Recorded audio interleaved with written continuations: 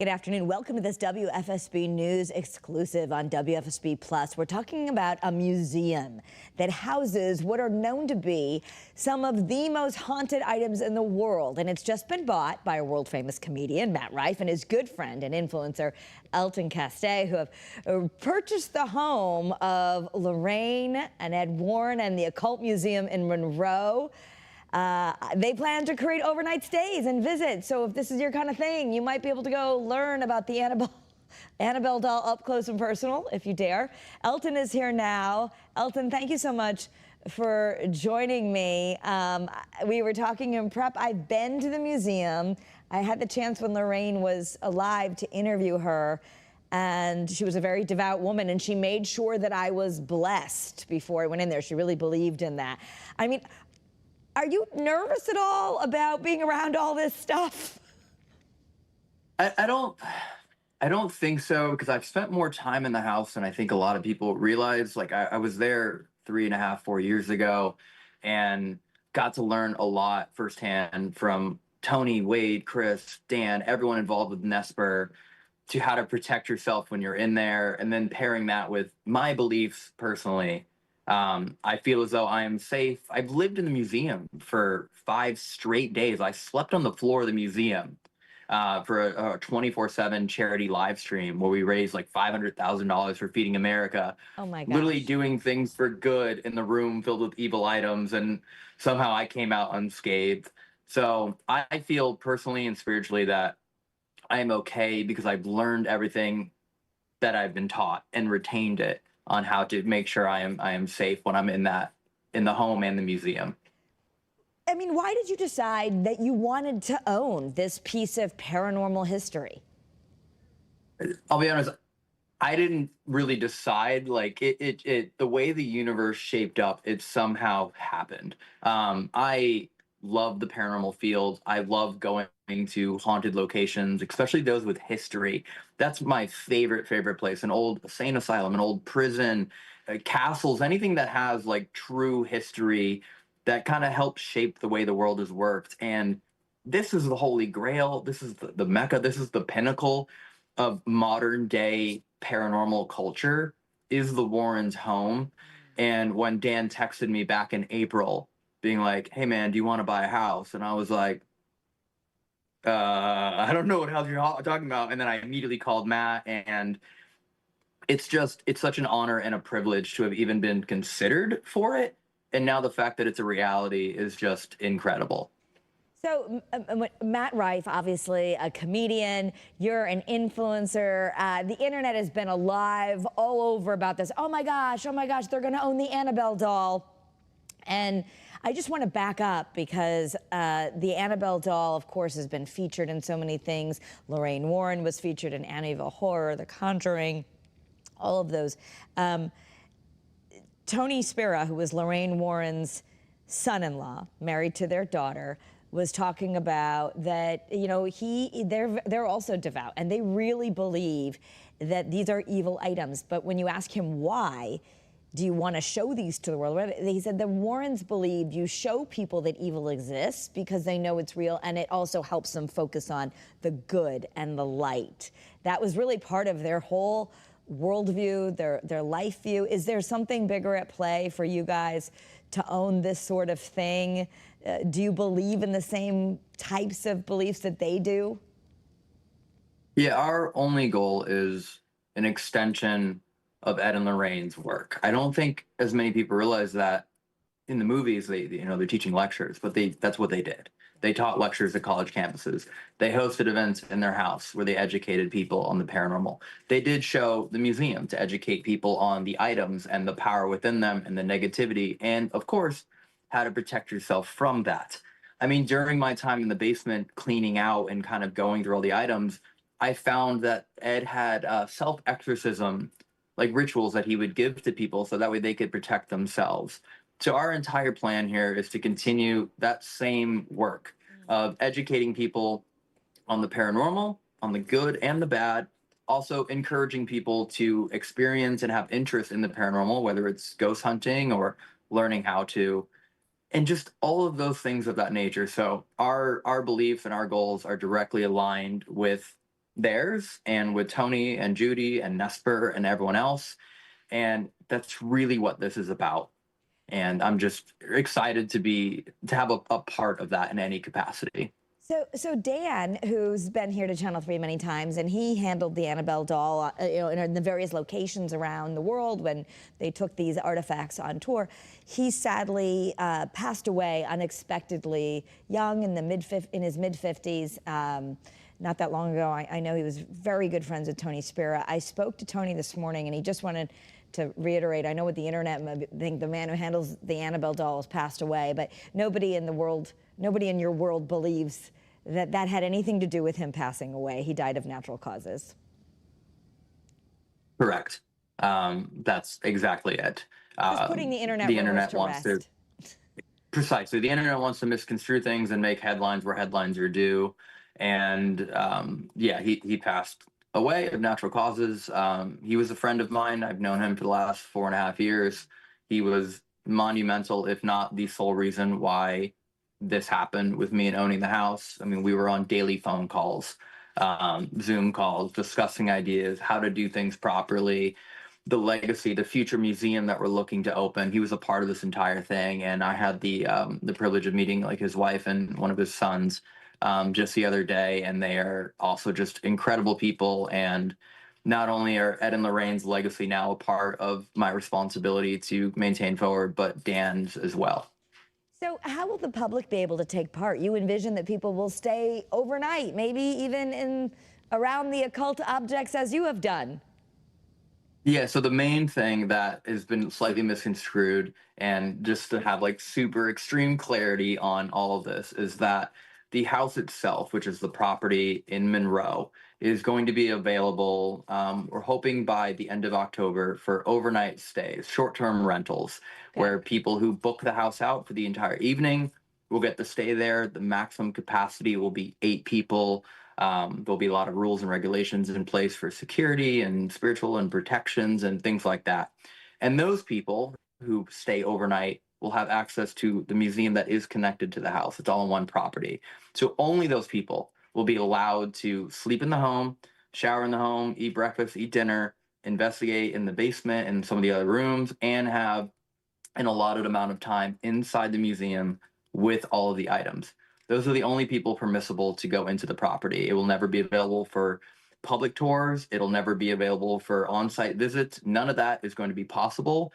The only way that happens is if we open up a commercial property in a different location that is zoned for public tours and things of that nature. Right, and that was where they kind of ran into the snag, because it's just, if you've been there, it's in a neighborhood. Monroe didn't want it to be a huge museum that hundreds of people would be coming to or waiting out, because you can imagine that would be just down the road from wherever you live. So this is going to be more like an Airbnb type thing, where you'll be able to go on and book and stay for a weekend.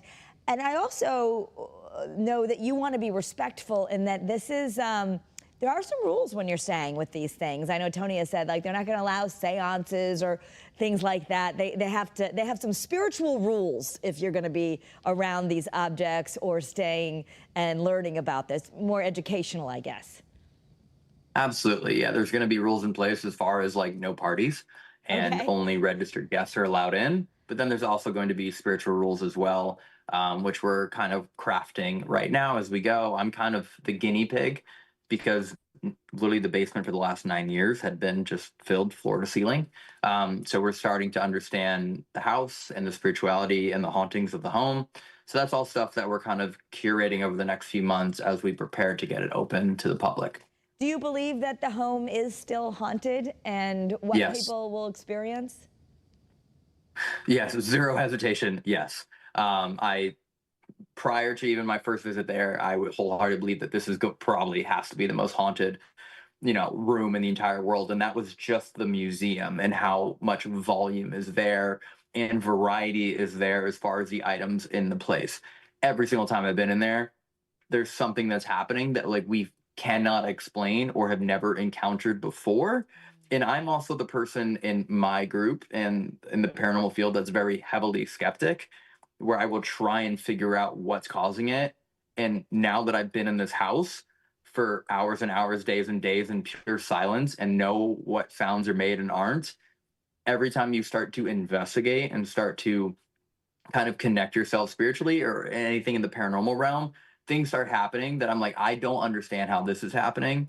And it's every single time. And we've only kind of gotten to the tip of the iceberg as far as the museum and now the tunnel and now the basement. And there's still more rooms in other areas. So there's a lot to uncover here, but I'm looking forward to turning this into like the ultimate paranormal research center where everyone can have their collection of paranormal evidence and we see what happens across different groups and further documenting proof of the paranormal. So more than just going out where we've seen in other cities, you go on a ghost tour, you are going to be involving in the future perhaps some EMF devices, things like that to kind of test and understand. Yeah, well, I have prepared, it's already there in the house. I have already prepared like the ultimate paranormal investigation kit. I mean, one of my I don't know, I guess concerns sometimes when I've gone to locations is like I show up with my equipment, but I know not everyone has it. I've been fortunate enough to be able to buy these items throughout our, kind of career of making YouTube videos. So to have a full intensive kit of every type of paranormal tool you could ever want in the home when you show up with instructions on how to use it. I'll even be providing cameras like night vision cameras, other smaller cameras. We're even going to have someone that will help them kind of offload all of that data. I really want to make sure that when people come here, whether they have never used a ghost tool in their life or they have 50 years of experience, there's something there that they can use, as well as because we own the home, we can kind of build these larger ghost tools that we couldn't travel through TSA with, but we can build them and leave them permanently in the house for people to use. So I don't just want people to show up and yes, they have the history and they have the film history and they have Ed and Lorraine's history and they have the haunted items, but we're also going to give them all the tools they can need to have the ultimate paranormal investigation experience. Oh my gosh. So what is the weirdest, strangest experience you've had in the home or the museum? Okay, we were just investigating in the museum 2 nights ago. And again, I've spent so much time in there in pure silence, like cleaning. And this is one of the few things where like none of us could figure it out, but we had just the loudest, just like boom, boom, boom, boom, boom, boom, boom, like someone stomping, running. And it sounded like it was, a foot over our heads, even though the ceiling is 8 feet. It was like the weirdest thing. And that's like probably just the most recent, which is why it's in my head. But we've had the room shake. I mean, we've had incredible like EVP responses. Like it's just an unbelievable amount that happens there. And with so many items, I mean, I could probably spend 100 days straight in there and still not run out of something new to try and document. So give people an idea of the beliefs about what you do if you're going to go around those items. What's the procedure you go through to, as Lorraine would say, protect yourself? So that's honestly something I'm not going to pretend to have the answer to right now. And it's something that we are still trying to craft because of the Airbnb thing. Right, we can't have staff there the entire night. So these are things that we're trying to figure out. If we're going to create like a manual, if we're going to create like a toolkit and a procedure like list. You personally, give me an idea, like before you go sitting there for 5 days. I remember she did some things, she blessed me. But what are some things that you personally do when you're around the Annabelle doll? For me, it's confidence. For me, it's confidence in the fact that what Ed and Lorraine and Tony and Judy and Dan and Chris have all made to construct around Annabelle, that it works. And because I wholeheartedly believe that it works, to me, I feel as though I'm safe. So that's for me personally where I am. Of course, they give me holy water and I bless myself before I go in as well. And I will imagine myself being surrounded by the white light as well. So I'm doing all the steps, but ultimately for me personally, I believe that Annabelle is confound to that box that she has been in for the last few decades. Well, yeah, we have to let the viewers know she doesn't come out of the box. No, they have opened the door once in a while because that allows that communication gap to happen or to be eliminated. But Annabelle stays in that box, even when she is being transported to the tour stops that they've been doing. Stays in the box. So just to be clear, Annabelle's one of the items you would be around, and what would be some of the others if you decide to make this a stay at the Warren Home and Museum? Oh, I mean, there's so many. There's a piano from the Stratford house. There's a conjuring mirror. There's the satanic altar that was found in the Sandy Hook woods decades ago. There's the dinosaur from the Devil Made Me Do It case, which is The Conjuring 3. There's the shadow doll in there, which I personally believe is on par with Annabelle. The shadow doll, we believe, took down all of the internet in Monroe during our charity stream, and a bunch of our cameras have malfunctioned. I mean, there's so much more in there than even I realized, because I had to do inventory, and that's how I know there's 750 items. We had to document every single little thing. And I think there's a lot of items still even in cupboards that we haven't found yet. But there is an abnormal amount, even things from cultist items and Necronomicon kind of books. It's just endless what's in there. And I know people at home are gonna be like, and that doesn't scare you? You want to be around all this stuff?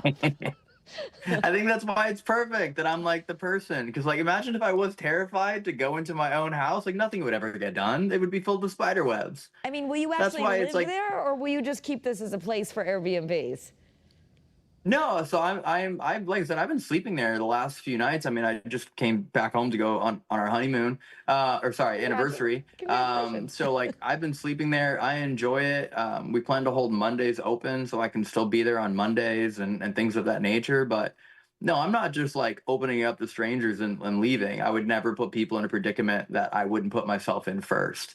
Okay. So I feel like I'm like tandem skydiving with everyone. You know, I'm strapped onto their back and. This will be, if you end up going, this would be more of a guided paranormal experience. So so essentially they would get checked in by a host instead of just having a keypad, checked in by a ghost who would give them the rules of the house and have them sign a physical and spiritual liability waiver, who would allow them to like have that. That way they're checked in, they know where everything is. That host leaves because it is their home for the night, so we're not allowed to have staff in the home with them. And then if they want to go into the museum to investigate, that's where essentially the same way if you were to rent an Airbnb and have a pool and you want a lifeguard to be there during the pool use, they have to have a spiritual lifeguard in the museum with them. So for that a set amount of time that they want to investigate the museum, one of the trusted members of either NESPR or someone that we trust will be there with them for that section only. And then after that, the house is theirs on their own. So where do people go to book a reservation? Is it up yet? It's not up yet just because we're still working on parking, fencing, security, but the website that is active right now is hauntedwarrenhouse.com. Okay. And then that's where we kind of list when we hope September 5th we'll have online bookings available. But we're still working to make sure that everything nut and bolt is perfectly aligned with everything the town of Monroe wants to make sure that we have, and everything, of course, that we want to make sure we have, such as security measures and things of that nature. Okay, last thing before I let you go. When I talked to Lorraine Warren years ago when she was still alive, she told me the worst case that she ever investigated was Amityville Horror, that affected them, the Amityville house on Long Island, that everyone maybe has seen the movies, is still afraid of the windows. That she thought affected them for a long time, and she did a lot of healing work around that. Very devout woman, very Catholic. So was her family. Ed being the only lay person that was ever authorized to do exorcisms by the church at that time, maybe ever. But as I feel like you guys are modern folk, bringing this out in this age of the internet and Instagram, like things that maybe the Warrens hadn't imagined. I mean, you just said you were raising so much money just on TikTok for good causes by incorporating this. What's your understanding, just in case it's a new generation listening, like what's your understanding of the Annabelle doll and maybe anything else that people are really curious about? They know, they've heard of it, but they're not really sure the stories because it's been around so long. Yeah, I mean, I firmly believe that the Annabelle doll is the vessel or the home of a demonic entity, arguably one of the most powerful. And that's what's interesting about the modern day kind of internet and the new age, is that we have seen these coincidences of Annabelle being in Texas and storms breaking out, and driving through Louisiana and plantations burning and prisoners breaking out, and being in Pennsylvania and 911 phone lines going down. So we have seen all these very strange coincidences, things that have only happened like once in the last decade that are happening simultaneously. So my understanding is precisely that.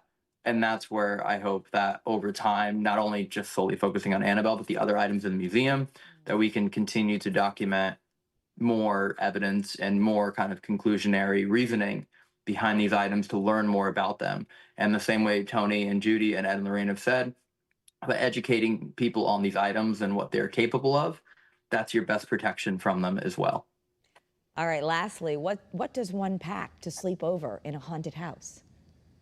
Well, if I'm excruciatingly good at my job, you really shouldn't have to pack anything other than maybe a pair of underwear, an extra one, because we're going to be providing everything. We're trying to make sure this is absolutely top to bottom, where you can literally show up with no ghost hunting equipment, no cameras, just an open mind and a really strong sense of resisting the urge to run out of the house. But that's what we're hoping for. You can just show up. The beds will be there. You'll have sheets. You'll have your shampoo and your conditioner. Even going to try and work with like the local restaurants to have meals catered to people, so they don't even have to waste time trying to order food. I want to make sure that when they get there, they just get to focus on that experience in the house, and we'll have breakfast for them in the morning and dinner delivered to them at night, and just, have fun sleeping in the world's most haunted house. Oh my goodness. All right.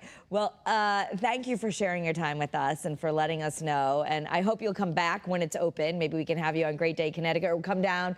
I'll take a tour if we can next time after I haven't been there since Lorraine showed me. So. Okay, yeah, absolutely. I'm not just like turning the keys and walking away. I'm going to be back and forth there pretty much every other week for at least the rest of the year and probably for the next few years. Interesting. So before you go, maybe people want to watch Amityville Horror, maybe they watch The Conjuring, they want to watch all these shows and have a good idea of all the work of Lorraine and Ed Warren. And bring your skepticism, or as you said, and if you're really terrified, just bring some extra clothes.